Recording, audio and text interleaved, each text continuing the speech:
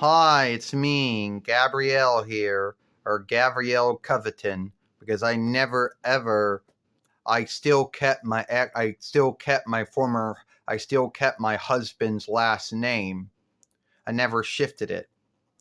So anyway, we're going to talk about the rite of caste, or the Delscavian, or Zemscavian, or however you say rite of caste. The right of caste means right to kinship, the right to belonging to the kin. Now, Duscavian or Drelscavia folks, or Duscavian, however you say it, the right of caste works like this. So one day when me and my mother Zena were in Naliscavia or Zemscavia or whatever, we met some Nalscavians. They would help us. They would show us the way through the land. And there was arrows being shot out, and Tereus fell from a tree. And I went to cover her. And Tereus was dying and told me that only another Duscavian would do that and gave me her rite of caste. Now, I ended up taking over. I ended up getting everything that Tereus had. Tereus was Moroza's sister, and since Moroza did not have any children of her own, she had a foster daughter of Belasca, who had walked off one day when she was told she would not be getting a queenship. So Tereus was the next in row to get the queenship. Now, after Tereus died and I became the Alderling, I did have some oversights that I had to follow and some laws I had to follow too.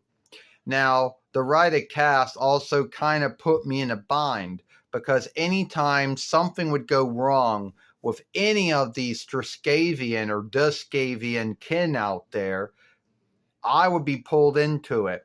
So Moroza died, and Belasca was the queen, and Belasca and me had a fight, and we had to get my mother's soul back into her body so she can come back to life, and Belasca died.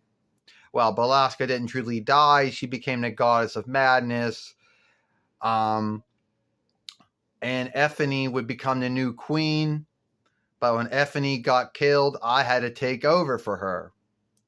The same thing happened with Lakut. When Lakut died, I had to take over for her.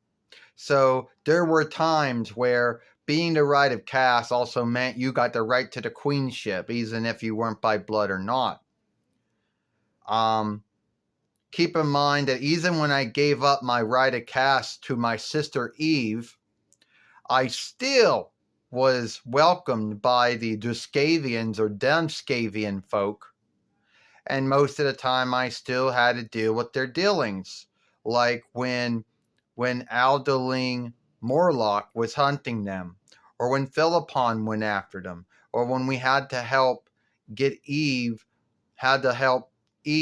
who had been put in a lockup and was being Herod and then seeked for her sins against the Muscavian or Malaskavian folks or Dalscavia folks. I can't say the word right.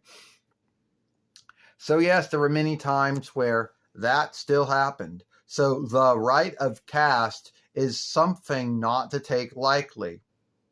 It does come with being answerable to some things. And if you don't want to have the rite of caste, you don't want to follow any of those things, then it's good not to take on the rite of caste. Now, you might ask yourself and say, well, didn't your god sister Jordan want to be a Duscavian or a Dumscavian or a Skoscavian? However yeah, she did at one time want to be one. And we brought her into some meetings and she did some of the things. But then Jordan told me, Gabrielle, what happens with the rite of caste? Does that mean I become a queen one day and I got to do all these things? Jordan really didn't want to do any of those things. And even though my god sister Jordan does have the rite of caste on her, and she is welcomed as a Triskavian, she doesn't really want to follow or do any of the things they do. So I told Jordan, the rite of caste isn't something not to be taken lightly, I told her. You have to know that it comes with being answerable. It's like having a burrower to another land, a burrower to another land. But it comes with way many other oversights that you didn't know about. Oh, Jordan said, yeah. Well, see, everyone is a burrower of the 4-1 Reichs, but not everyone can stand for the four-settership, right? So that means that by their belief, since I have the rite of caste, that means I'm just ready for the queenship, and I don't want to do anything like that, Jordan says. And I don't think any of them like me. That's not true. A lot of my dumb Scavian or Nalascavians or Silscavia or however you say it, Massascaria, Scavian folks, they like Jordan. They do. I mean, Ethany likes Jordan. And even Ablisa does too, and Ablisa isn't, whatever, worrying about. I mean, Ethany likes Jordan. Queen Eleanor Starberg likes Jordan. She even asked me once, why doesn't Jordan ever come around? She's a Discavian, is she not? She's got the rite of caste. And I told her, my queen, Jordan doesn't want to be here because she's frightened she might get pulled into a war, or she might have to be on the Winnemalt, or she might become queen one day. She says, I understand. We sometimes fear things that we don't understand or we don't want to be into. I understand her being frightened, but let it be known that she doesn't have to be on a Winnemalt, and she doesn't have to be the queen one day. And Sorera, she's the first Wicker. She said, tell Jordan if she wants to be one of us, she can. She doesn't have to be on a Winnemalt. She doesn't have to be the queen. She doesn't got to stand for the first Wickership or anything like that. She don't have to go in any wars or anything. But Jordan just really doesn't want to go there because she's worried if she goes there, that they might pull her into it.